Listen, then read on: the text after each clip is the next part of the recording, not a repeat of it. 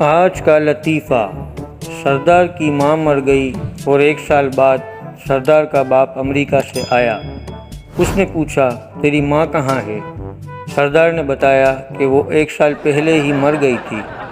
सरदार का बाप, कुत्ते कमीने, मुझे बताया क्यों नहीं? सरदार, मैंने सोचा आपको सरप्राइज़ दूंगा।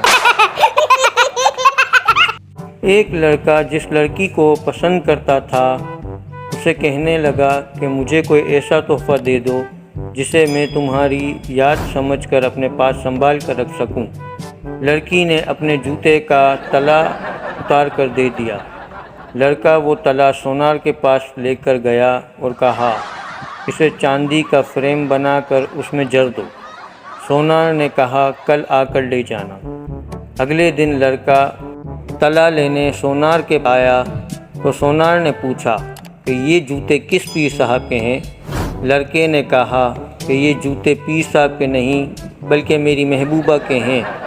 सोनार ने कहा, उठ खबीस, कल से मेरा सारा ख़ानदान इन जूतियों को चूम चूम कर पागल हो गया है और मैं तो इसे पानी में घोल कर भी पी चुका हूँ। तो हमारी वीडियोस अच्छी लगी तो लाइक और शेयर करें और चैनल को सब्सक्राइब करके घंटी के दिए हुए बटन को दबा दें ताकि आने वाली हर मज़ाहिया और अच्छी से अच्छी वीडियो आप तक सबसे पहले पहुंच सकें। शुक्रिया।